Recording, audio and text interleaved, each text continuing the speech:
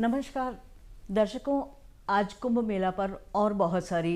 महत्वपूर्ण जानकारियां लेकर हम आपके सामने उपस्थित हैं और आज स्टूडियो में हमारे साथ मौजूद हैं आईजी कुंभ मेला श्री संजय गुंज्याल जी। आइए उनसे जानते हैं कुंभ मेले के बारे में बहुत सारी महत्वपूर्ण बातें। नमस्कार संजय जी, आपका बहुत बहुत स्वागत है हमारे स्टूडियो में। सबसे पहले तो मैं आपसे ये जानना चाहती हूँ कि कुंभ मेला में आप पुलिस की सबसे महत्वपूर्ण भूमिका क्या समझते हैं? देखिए, चाहे कुंभ मेला हो या किसी भी तरह का मेला हो, उसमें पुलिस का जो रोल है बहुत ही स्पेसिफिक है कि मेला सकुशल संपन्न हो।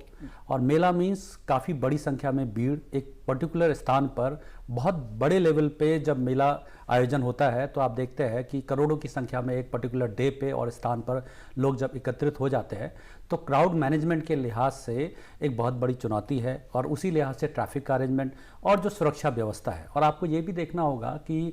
चाहे वो भारत सरकार के स्तर पे हो चाहे राज्य सरकार के स्तर पे हो, यद्यपि बहुत सारे डिपार्टमेंट्स इसमें योगदान देते हैं, लेकिन जो विजिबल हैंड है वर्दीधारी संगठन के नुमाइंदे के रूप में पुलिस का एक रोल है। और ऐसे में जो लोग मेले में शरीक होने आते हैं, वो जो इम्प्रेशन एक सरकार का या प्रबंधन का लेकर जाते हैं, उसमें पुलिस का बहुत बड़ा रोल रहता है। इसलिए आपने देखा होगा कि हम लोग लगातार सॉफ्ट स्किल जो है लगातार उसको सिखाते हैं और लोगों का पब्लिक के प्रति कैसा व्यवहार हो, पुलिस को लगातार हम लोग ट्रेनिंग के माध्यम से भी और अलग अलग ड्यूटीज़ और ब्रीफिंग के माध्यम से करते हैं। तो उस लिहाज से पुलिस का ऐसे मेले के आयोजन में प्रत्यक्ष रूप से भी और अप्रत्यक्ष रूप से भी बहुत बड़ा योगदान भी रहता है और महत्वपूर्ण भूमिका रहती है। जी सर, इस समय कुंभ मेला में कौन कौन सी फोर्सेज के बहुत सारे विंग्स आते हैं? यस, आपने देखा होगा कि इस बीच हम लोग लगातार पिछले कुछ महीने से हरिद्वार में कुंभ मेले के आयोजन में अपना योगदान दे रहे हैं। उसमें उत्तराखंड पुलिस के साथ साथ उनको जो हमारी अलग अलग एंसिलरी यूनिट्स है, चाहे वो सादे वस्त्रों में अभिसूचना विभाग के हो या फायर सर्विस है, रेडियो का एक पूरा अलग से सेटअप होता है। इवन जो हमारे छोटे छोटे यूनिट्स है जैसे जल पुलिस, SDRF और PAC, IRB और हमारे mounted police, dog squad,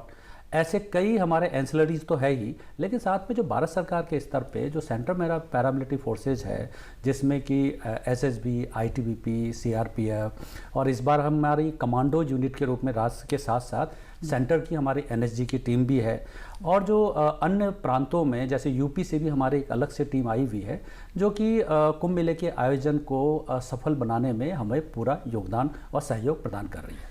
sir, इस समय क्योंकि प्रतिदिन नई चीज़ें आ रही हैं,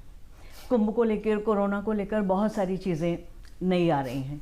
तो इस समय नई गाइडलाइंस क्या हैं? देखिए, ये कुंभ मेला का आयोजन है, ये पुलिस के लिहाज से तो बहुत चुनौतीपूर्ण है, चाहे वो क्राउड मैनेजमेंट को लेकर या ट्रैफिक व्यवस्था को लेकर। और साथ में जो आंतरिक सुरक्षा के लिहाज से भी आपने देखा होगा कि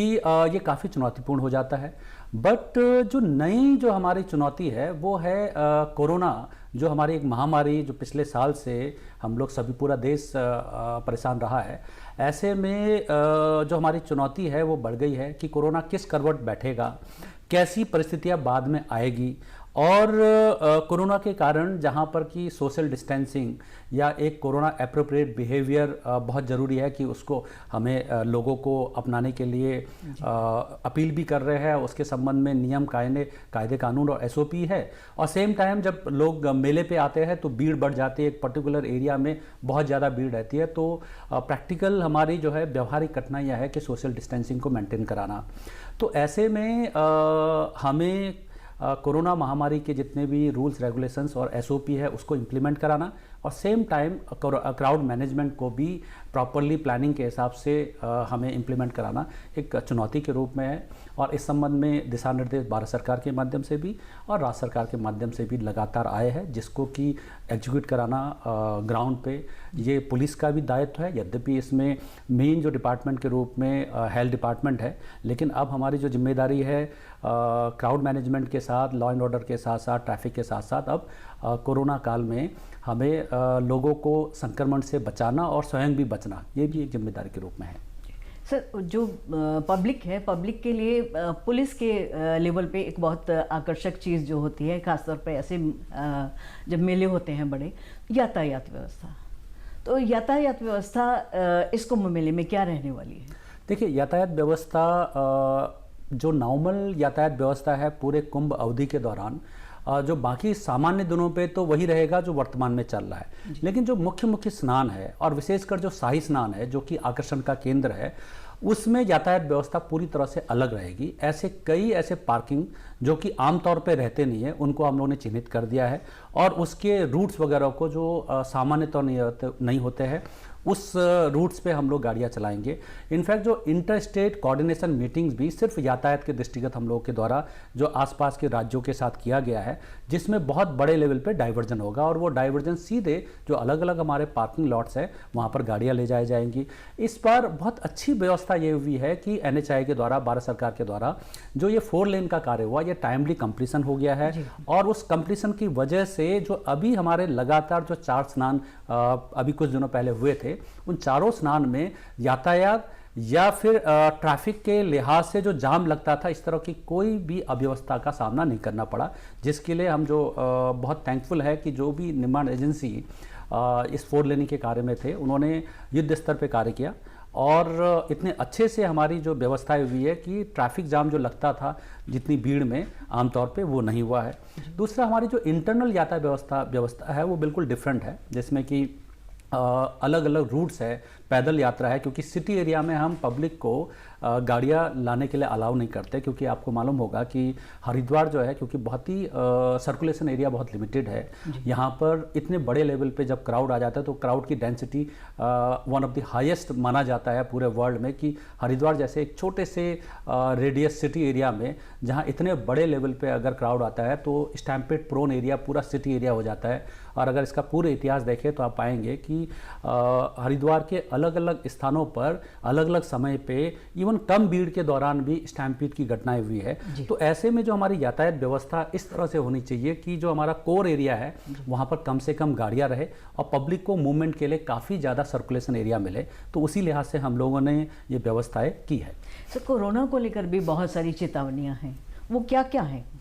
देखिए, कोरोना को लेकर जो SOP आई है, उस SOP के अनुपालन में आपने देखा होगा हम लोगों ने अपील भी की है कि जितने भी ऐसे व्यक्ति जो बहुत बुजुर्ग है या जो 10 साल से छोटे बच्चे हैं, उनको हम लोग अपील कर रहे हैं कि वो इसमें ना आए। ऐसे व्यक्ति जिनकी इम्यूनिटी कॉम्प्रोमाइज़ है किसी कारणों से, उनको भी मनाही है कि वो इस दौरान ना आए। लेकिन साथ में जिस तरह से भारत सरकार के द्वारा दिशा निर्देश जारी किया गया था और माननीय हाईकोर्ट के द्वारा भी इस पर लगातार फॉलोअप हो रहा है, उसमें जैसे अमरनाथ यात्रा में जिस तरह की व्यवस्था है, ऑलमोस्ट उसी तर्ज पे हम लोग ने भी व्यवस्था कर रखी। उसमें कोरोना को देखते हुए, संक्रमण को देखते हुए सोशल डिस्टेंसिंग का पालन कराना है, कोरोना एप्रोप्रिएट जो बिहेवियर है उसका अनुपालन कराना है, मास्क को धारण करना बहुत ज़रूरी है। यद्यपि घाट में आप जानते हैं जब स्नान के लिए जो लोग जो है आते हैं तो उनको घाट में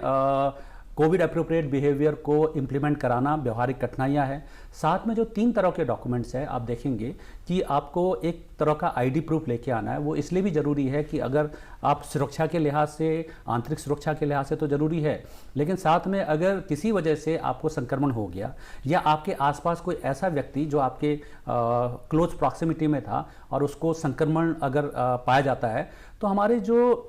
फॉलोअप एक्शन के रूप में सर्विलांस और जो बाद में कॉन्टैक्ट ट्रेसिंग है वो बहुत आसान हो जाएगा अगर आपका ID हो। उसके साथ में अगर आप 72 आवर्स पहले, हरिद्वार आने से पहले कुंभ मेला अवधि के दौरान आपको corona negative RT-PCR test mandatory है, बिना उसके प्रवेश पे मनाही है। और साथ में आपको किसी तरह का कंपलसरी मेडिकल सर्टिफिकेट कि जो कि आसपास के किसी भी मेडिकल ऑफिसर से या एक्सपर्ट से वो सर्टिफिकेट भी ज़रूरी है। और इसके लिए हम लोगों ने एक पोर्टल भी बनाया है। वो पोर्टल अभी तो एक्टिवेट नहीं होगा, लेकिन वो पोर्टल जब कुंभ मेला अवधि का नोटिफिकेशन जो कि 1 अप्रैल से है और 30 अप्रैल तक, उस दौरान जो भी व्यक्ति आएगा कुंभ मेला क्षेत्र में, उनके लिए पोर्टल में एंट्री ज़रूरी है। और उसमें जो पास जनरेट होगा वो ऑटोमेटिक है। जैसे ही आपने ये तीनों तरह के डॉक्यूमेंट्स को अपलोड किया, एक टच के माध्यम से उसकी अवेलेबिलिटी नेट पे रहेगी और उसे अलग अलग जो कुंभ मेला प्रशासन और पुलिस के जो वेबसाइट है उसमें भी अवेलेबल रहेगा। उस पर आप एंट्री कर सकते हैं और उसके आधार पे पास को प्राप्त कर सकते हैं। और पास में भी हमने एक व्यवस्था कर रखी है, उसमें QR कोड भी दे रखा है कि अपने मोबाइल पे या उसका प्रिंट आउट दिखा सकते हैं बॉर्डर्स पे, या अगर चाहे तो आप अपनी गाड़ी के विंड स्क्रीन में भी उसको लगा सकते हैं और वो QR कोड जो है स्कैनर के माध्यम से बिना क्लोज प्रॉक्सिमिटी में जो चेकिंग करने वाले आए हुए दूर से ही हम चेक कर सकते हैं। उसके लिए हम एक दूसरी व्यवस्था है जो टेक्नोलॉजी के लिहाज से कि ANPR CC कैमरे होते हैं जिसमें ऑटोमेटिक नंबर प्लेट डिटेक्शन होता है। जिस नंबर प्लेट को वो परमिशन मिली है उसको भी हम नंबर प्लेट को रीड करते हुए उसको सीधे भी अलाउ कर सकते हैं। तो ये सारी व्यवस्थाएं जो हमारी ओल्ड ट्रेडिशनल तरीका है चेकिंग का वो तो रहेगा ही, और जो लेटेस्ट हमारी साइंटिफिक तरीका या टेक्नोलॉजी है उसका भी प्रयोग किया जाएगा लोगों को चेकिंग कराने के लिए। तो पेशवाई की क्या क्या व्यवस्थाएं? देखिए, आप जानते हैं कि हमारे 13 अखाड़े हैं जिसमें कि 7 सन्यासी अखाड़े हैं, और 7 सन्यासी अखाड़ों का अभी शाही स्नान महाशिवरात्रि के दिन प्रथम शाही स्नान होगा। यद्यपि वो कुंभ मेला अवधि या नोटिफिकेशन अवधि के बीच में नहीं है, लेकिन उसकी सारी व्यवस्था जो उसकी दिव्यता और भव्यता है और जो सुरक्षा के मानक है उसके साथ हमने कोई कॉम्प्रोमाइज़ नहीं किया है। वो उसी तरह से अरेंजमेंट राज्य सरकार के द्वारा किया जा रहा है। और पेशवाई जो है बहुत इम्पॉर्टेंट, क्योंकि अखाड़े आकर्षण का केंद्र है। उनके कुछ ऐसे धार्मिक क्रियाकलाप है जिसमें कि एक पेशवाई भी है, नगर प्रवेश है, धर्मध्वजा का स्थापना है और शाही स्नान है। इसके लिए बहुत से श्रद्धालु लगातार वेट करते हैं, और ये वेट जो है सिर्फ 1-2 साल का नहीं, पूरा 11-12 साल का रहता है। तो पेशवाई में सारे अखाड़े अलग अलग पेशवाई जब करते हैं तो उसमें उनके साथ एक बहुत परंपरागत धार्मिक आयोजन तो है, लेकिन साथ में जो घोड़े, गाड़ी और अलग अलग महामंडलेश्वर के रथ सस्ते हैं, और इसमें इवन साथ में हाथी और ऊंट का भी प्रयोग पूर्व में होता रहा है। तो इस तरह से एक आयोजन सिटी एरिया में रहता है, उसमें ट्रैफिक डाइवर्जन और सुरक्षा का प्रबंधन, ये एक बहुत बड़ी चुनौती है, जिसके लिए हम लोगों ने इनफॉर्मल लेवल पे समस्त अखाड़ों के साथ एक बैठक की है, और उस बैठक के माध्यम से आपसी सहमति बनी है, और जो परंपरा पूर्व में रही है, जो रूट रहे हैं, उससे बहुत आंशिक परिवर्तन ही हुआ है। और ये आंशिक परिवर्तन का कारण भी जो इस बीच नए नए रोड्स और जो पुल बने हैं जिसकी वजह से पेशवाई मार्ग में अवरोध उत्पन्न हुआ है या चेंज करना कंपल्सरी जरूरी हो गया है, उसी पे चेंजेस है। तो उसका भी पूरा अरेंजमेंट हम लोगों ने कर रखा है। सर, जैसा कि पुलिस है तो पुलिस के लिए एक और भी कुंभ में एक और भी जिम्मेदारी हो जाती है। जो अंतर्राष्ट्रीय हमारी परिस्थितियां चल रही हैं, माहौल चल रहा है, तो आतंकवाद को लेकर मैं जानना चाहूँगी कि उस तरफ किस तरह के कदम उठाए गए? देखिए, आप जानते हैं कि जो आंतरिक सुरक्षा है बहुत ही चुनौतीपूर्ण और बहुत संवेदनशील है, और पुलिस के लिए ये सदैव चुनौतीपूर्ण रहा है, चाहे वो उत्तराखंड पुलिस हो, चाहे देश की कहीं भी किसी भी राज्य की पुलिस हो। और जो इस तरह के जो उपद्रवी तत्व है, इनके लिए कोई सीमा नहीं है। जो चीज़ें JNK में या दिल्ली में या किसी देश के किसी भी पार्ट में हो सकती है, वो उत्तराखंड में भी हो सकती है, क्योंकि ये किसी सीमा से बंधे नहीं है। तो इसके लिए ज़रूरी है कि जो हमारे सुरक्षा के मानक है उस पर हम किसी भी लेवल पे कॉम्प्रोमाइज़ ना करें, और साथ में जो हमारा फुल प्रूफ व्यवस्था रहे, इस तरह की व्यवस्था रहे जिसमें कहीं भी किसी भी स्तर पे छोटी से छोटी कमी की गुंजाइश ना रहे। इसके लिए हम लगातार अपने जितने भी टीम हैं उनकी ब्रीफिंग और रिहर्सल, डीब्रीफिंग ये करते हैं, और साथ में जितने भी हमारे विभाग या जो आनुषंगिक हमारे पुलिस के विभाग है और जो भारत सरकार के और अन्य राज्य सरकार के जितने भी हमारे, चाहे वो ATS के रूप में हो या जो इंटेलिजेंस यूनिट हो या जो हमारे इंटेलिजेंस ब्यूरो, इनके साथ भी लगातार हमारी बैठक होती है। उस समन्वय बैठक में हम लोग जो पूर्व में हमारी बैठक हुई है उसके जो निर्णय हुए उस पे इस बीच क्या प्रगति हुई उसके बारे में हम लोग बात करते हैं, और भविष्य की रूपरेखा को भी हम लोग तय करते हैं। तो इस पे हम लोग का अरेंजमेंट, और उसमें सिर्फ मैन पावर ही नहीं, हमारे जो लेटेस्ट इक्विपमेंट है या टेक्नोलॉजी है उनका भी प्रयोग करते हैं। सर, 3 डुबकी 1 स्नान, ये आपका स्लोगन इस कुंभ मेले में है, क्या है वो? देखिए, आप जानते हैं कि 3 डुबकी 1 स्नान ये एक सिर्फ नारा ही नहीं है, इसके पीछे एक सोची समझी एक रणनीति भी है कि एक बहुत ही कम एरिया में, घाट एरिया में लाखों करोड़ों लोग आते हैं एक पर्टिकुलर डे पे, तो ऐसे में स्टैम्पेड के लिहाज से काफ़ी संवेदनशील हो जाता है। तो अगर सिर्फ 3 डुबकी लेते हैं तो 3 डुबकी में एक तो कम से कम समय लगेगा और वो उसका जो पुण्य है वो बराबर ही माना जाता है। और इवन देखा जाए वेदों में और धार्मिक के लिहाज से भी जो 3 डुबकी है ब्रह्मा विष्णु महेश से जोड़ते हुए पूर्व में भी इसका प्रावधान रहा है कि अगर आप 3 डुबकी लेते हैं तो इसका जो एक स्नान या एक जो होली डिप के बराबर माना जाता है। और ये पुलिस के द्वारा इसलिए भी किया जाता है अपील कि 3 डुबकी एक स्नान, कि वो कम से कम समय में अधिक से अधिक लोग स्नान कर सके। और घाट एरिया जो वैसे भी स्टैम्पेड के लिहाज से काफ़ी संवेदनशील है, वहाँ कम से कम लोग रहे और वो मूवमेंट भी बहुत तेज़ी से रहे, लोग रुके नहीं। इसकी वजह से ये नारा दिया गया है और ये नारा काफ़ी प्रभावी भी रहा है। उसमें सिर्फ पुलिस के द्वारा अपील नहीं किया जाता है, जितने भी हमारे साधु महात्मा संत महात्मा है, महामंडलेश्वर है, उनके माध्यम से भी ये अपील श्रद्धालुओं को, जो लोग देश के विभिन्न कोने से आते हैं, उनको भी ये किया जाता है। तो बहुत सारी स्वयंसेवक संस्थाएं होती हैं जो कुंभ मेलों में या अन्य मेलों में पुलिस की सहायक होती हैं, जैसे रेड क्रॉस है या और दूसरी कई संस्थाएं ऐसी, एनसीसी है। तो क्या उनसे भी कोई सहायता ली जा रही है? आपने देखा होगा कि इवन हमारे माननीय प्रधानमंत्री जी के द्वारा भी अपील किया गया था कि डिजास्टर और अन्य कार्यों में जो बाकी स्वयंसेवी संस्था है, एनएसएस है, एनसीसी है, और कोरोना काल में इनके द्वारा बहुत अच्छा योगदान भी दिया गया था। इसी क्रम पे कुंभ मेला आयोजन में सुरक्षा व्यवस्था में और ट्रैफिक और क्राउड मैनेजमेंट में भी हम लोग इस तरह की समझ जितनी भी संस्था है उनसे अपील कर चुके हैं। उनके साथ लगातार मीटिंग हुई और हमें काफ़ी बड़ी संख्या में लोगों ने अपनी विलिंगनेस दी है कि वो इस दौरान हमें अपना पूरा सहयोग देंगे और मुख्य शाही स्नान में इनके द्वारा फिजिकली वहाँ आकर हमें हमारे साथ कंधे से कंधा मिला करके पुलिस व्यवस्था को सुचारू रूप से संपन्न कराने में, चलाने में अपना सहयोग देंगे। और पुलिस वहीं तभी ज़्यादा प्रभावी हो सकती है जहाँ पर कि पब्लिक का सपोर्ट मिले। और इन्हें हम स्पेशल पुलिस ऑफिसर के रूप में नियुक्त करेंगे, जो कि उत्तराखंड पुलिस एक्ट के एक प्रावधान के रूप में है। उन्हें वो सारे सुविधाएं जो कि एक पुलिसकर्मी को अपनी ड्यूटी को निष्पादित करने के लिए, संपादन करने के लिए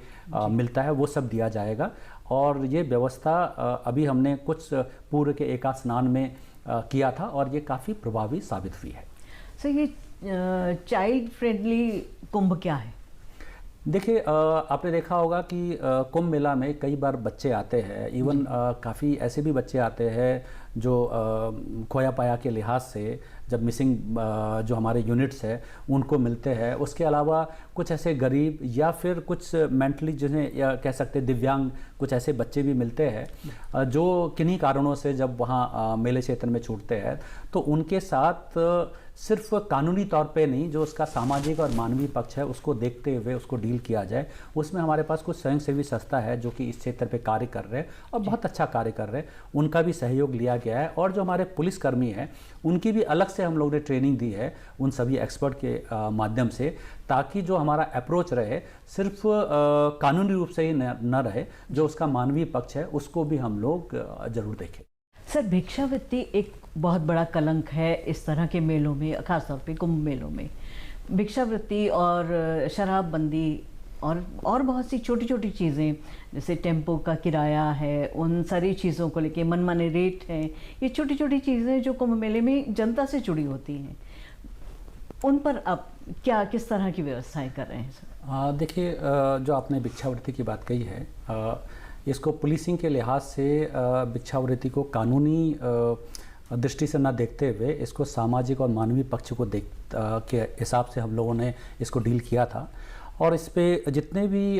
भिक्षावृत्ति के अगर जो मेन पॉइंट्स थे उस पे अगर हम समीक्षा करें तो पाते हैं कि जो हमारा कोर एरिया है हरिद्वार का, जहाँ पर पूर्व में भी स्टैम्पेड का इतिहास रहा है, उन एरियाज़ में ही भिक्षावृत्ति होती थी, तो वहाँ से लोगों को हटाना बहुत ज़रूरी था। हमारे लिए बड़ा आसान था कि उनको पकड़ना और तुरंत जो है जेल भेजना, लेकिन इसके बजाय हम लोगों ने एक सोची समझी एक रणनीति के तहत, ताकि उन्हें एक डिग्निफाइड और एक अच्छी ज़िंदगी जीने को मिले और सिर्फ कुंभ मेले के दौरान उनको हटा करके और बाद में वो दोबारा भिक्षावृत्ति पे आ जाए, वो एक स्थायी उसका समाधान नहीं होता है। तो उस लिहाज से हमने सबसे पहले उनको चिन्हित किया, कोरोना टेस्ट कराया, जो लोग नेगेटिव आए उनको हम लोग अलग से पहले भोजन और इनका एक कंपलसरी पूरा मेडिकल टेस्ट हुआ था, जिसमें डॉक्टर्स की टीम ने उनमें अगर कोई बीमारी है तो उस बीमारी को चिन्हित करके उनको इलाज करवाया। उनके लिए समाज कल्याण के माध्यम से उनको लगातार भोजन उपलब्ध कराया। इवन इसमें जो स्वयंसेवी संस्था है उनके माध्यम से, इंडस्ट्रीज़ के माध्यम से, CSR में उनको अच्छे कपड़े दिलाने के साथ साथ वहाँ पर जो लोग, जो वहाँ का हरिद्वार के जो टॉप हमारे जो बाल काटने वाले जो अलग अलग सैलून है वहाँ से मंगवाए और उनका पूरा जो उनका जो स्वरूप है वो चेंज कराया गया। उसके बाद हम लोगों ने उन्हें अलग अलग ट्रेड के लिए उन्हें ट्रेनिंग दी, जिसमें कुछ लोगों ने कारपेंटर का काम कर रहे हैं, कुछ लोग भोजन बनाने का, मोस्टली लोग भोजन बनाने में इन्वॉल्व है। और उत्तराखंड पुलिस के जितने भी मेस वहाँ पर चल रहे, क्योंकि वहाँ पर हमारे पास 28 थाने नए बने हैं, उन थानों में अब मेस में ये लोग खाना बनाने का कार्य करते हैं या अन्य कार्य करते हैं। और क्योंकि अधिकांश के पास किसी तरह का चाहे वो आधार कार्ड या ID नहीं था, उनका वेरिफिकेशन करने के बाद हम लोगों ने उनका आधार कार्ड बनवाया है। उनके क्योंकि जो उनको सैलरी दी जा रही है पुलिस के द्वारा, वो सैलरी हम सीधे नहीं दे सकते थे, तो अकाउंट पे ही जा सकता, तो उनका अकाउंट खोला गया है। और उससे सिर्फ उनका ही जीवन नहीं सुधरा है, इवन जो उनके पारिवारिक सदस्य हैं उनके जीवन में भी गुणात्मक सुधार आया है। और ये सिर्फ मेले अवधि तक ही नहीं रहेगा, इसके लिए हम लोगों ने जितने भी हमारे जो वहाँ पर इंडस्ट्रीज़ है हरिद्वार में, उनके साथ एक मीटिंग की थी और अलग अलग इंडस्ट्रीज़ के द्वारा एक कमिटमेंट किया गया है कि जब कुंभ मेला अवधि समाप्त हो जाएगा और कुंभ मेला पुलिस जो है वापस अपने अपने पेरेंटल कार्डर में चले जाएंगे, तो उसमें इन सभी जो भिक्षुक के रूप में पूरे में थे उनको वो अपने अपने इंडस्ट्रीज़ में लेंगे। तो एक सिर्फ कानूनी समाधान के बजाय उसका एक हमने सामाजिक और मानवीय पक्ष देखते हुए उनके जीवन को सुधारने में कुंभ मेला पुलिस के द्वारा कार्य किया गया है। और इसमें हम लोग को बड़ा संतोष है कि हम इसमें कहीं ना कहीं अपना रोल प्ले कर पाए। साथ में आपने जो बताया कि रेट्स मनमाना, इसमें हम लोगों ने जितने भी स्टेक होल्डर्स के रूप में, क्योंकि ये जितने भी चाहे वो टैक्सी वाले हो, ऑटो वाले हो या होटल्स रेस्टोरेंट वाले हो, उनके साथ एक बैठक की थी। उस बैठक में जो मेन डेज पे जब बहुत ज़्यादा भीड़ आ जाती है तो ये शिकायत रहती है कि मनमाना रेट ले लिया गया, तो उनको पहले से ही हम लोगों ने रेट फिक्स करा लिया है। और ये रेट्स जो है इवन मुख्य दिनों पे भी चेंज नहीं होंगे, क्योंकि सिर्फ एक पर्टिकुलर डे में अगर आपने ज़्यादा चार्ज कर दिया तो जो इमेज जाता है पूरा, सिर्फ उस होटल वाले का या हरिद्वार सिटी का नहीं, पूरे राज्य का भी बड़ा नेगेटिव जाता है। तो इस हिसाब पे हम लोगों ने कार्य किया और इसमें समस्त जितने भी स्टेक होल्डर्स हैं उन्होंने भी अपनी सहमति दी है। तो मैं ये दिलासा देना चाहूँगा कि उस दौरान मनमाने रेट नहीं रहेंगे। यदि ऐसे इक्का दुक्का कोई केसेज भी अगर आ जाते हैं तो उनके खिलाफ सख्त कानूनी कार्रवाई की जाएगी। सबसे पहले तो बहुत सारी बधाई आपको कि एक भिक्षावृत्ति का स्वरूप बदल दिया पुलिस ने। और पुलिस कुंभ मेला जो है वो एक ऐसा ओकेजन है, एक ऐसा समय है जब पुलिस को पूरी तरह से अपने नाक, कान, आँख 24 घंटे खुले रखने। तो आपको तो सपने में भी कुंभ मेला आता होगा। सही मायने में देखा जाए आंतरिक सुरक्षा एक ऐसा सब्जेक्ट है या ऐसा एरिया है जिसमें आपको हर वक्त चौकन्ना रहना पड़ता है। और पुलिस सेवा जो है 24/7 है, आपको पूरे समय पे सजग रहना है। अगर आपकी सजगता रहेगी, जो राज्य सरकार के द्वारा जो सुरक्षित कुंभ का एक मैंडेट दिया है, उस मैंडेट को पूरा करने के लिए ज़रूरी है कि हमारे जितने भी, हम ही नहीं, हमारे जितने भी विभाग है वो लगातार सजग रहे और 24/7 ऑन ड्यूटी रहे, ऑन कॉल रहे। आपके पास तो तीसरी आंख भी है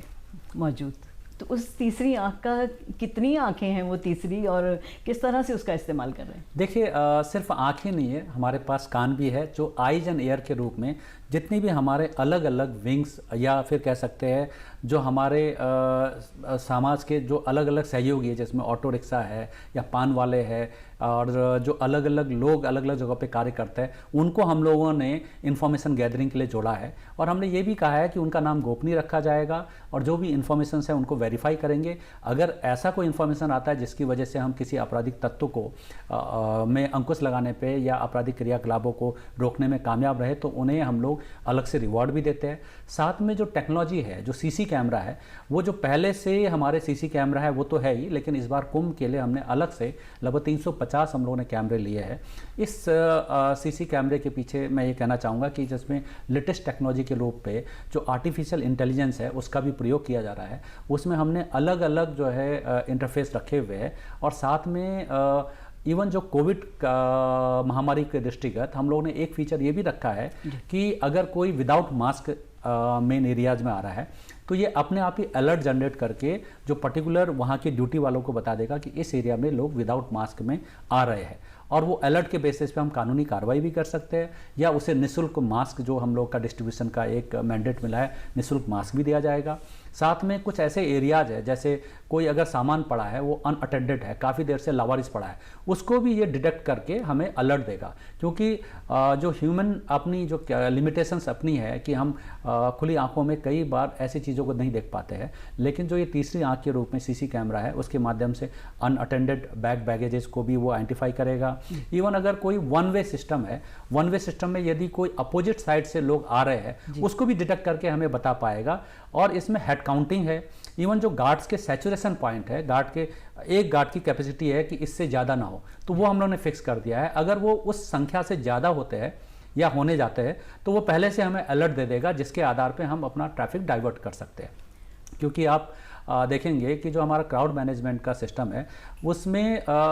लोगों को होल्ड एंड रिलीज अलग अलग जगह होल्ड अप बनाते हैं, ताकि अगर आगे लोग भीड़ ज़्यादा हो रही तो पीछे रोक लेते हैं। आगे दिख रहा है करीब 100 मीटर का डिस्टेंस, लेकिन उसको पूरा करने के लिए कई बार आप 1-1 किलोमीटर तो घुमाना पड़ता है। और ये हमारा क्राउड मैनेजमेंट का होल्ड अप का जो है एक तरीका है, जिसमें कि सीसी कैमरे का प्रयोग भी किया जाएगा। तो आप कह सकते हैं जो हमारा ट्राइड एंड टेस्टेड जो ओल्ड ट्रेडिशनल हमारी पुलिसिंग है, उसके साथ साथ जो हमारे माननीय प्रधानमंत्री जी ने स्मार्ट पुलिसिंग का जो एक नारा दिया था, उसके क्रम पे जो लेटेस्ट टेक्नोलॉजी और सॉल्यूशन है उसका भी प्रयोग होगा, वीडियो एनालिटिक्स का भी प्रयोग होगा, और जो हमारे आर्टिफिशियल इंटेलिजेंस के जो अलग अलग विधा है उसका भी प्रयोग किया जाएगा। सर, अंत में आपके जो पुलिसकर्मी हैं उनको क्या संदेश देना चाहेंगे, और जनता को क्या चेतावनी या फिर किस तरह का उनको संदेश देना चाहिए? देखिए, पुलिसकर्मियों के लिए तो मैं यही कहना चाहूँगा कि आप ये बड़े गौरव की बात है कि कुंभ मेला के आयोजन से आप सीधे तौर पे जुड़े हुए हैं, और यद्यपि आप स्वयं जो है डिप नहीं लेते हैं या फिर आप स्नान नहीं करते हैं, लेकिन जब करोड़ों लोगों को आप सकुशल स्नान करके अपने घर तक वापस जब वो पहुंच जाते हैं सकुशल, तो ऐसे में जो वो पुण्य कमाते हैं उस पुण्य के आप भी बिना स्नान किए हुए उसके भागी बनते हैं। और ये बहुत सौभाग्य की बात है कि आपको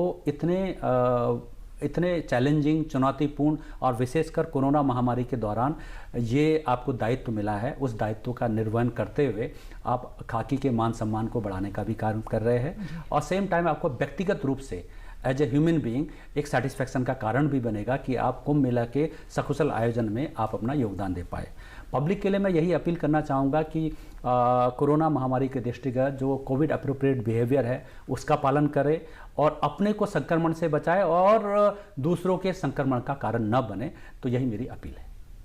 संजय जी, आप हमारे स्टूडियो में आए, आपका बहुत बहुत धन्यवाद। आपने बहुत महत्वपूर्ण जानकारी हमें और हमारे दर्शकों को दी, आपका बहुत धन्यवाद। आपको भी धन्यवाद, थैंक यू। तो दर्शकों, आपने देखा आज बहुत महत्वपूर्ण जानकारी हमने कुंभ मेले के बारे में आईजी कुंभ मेला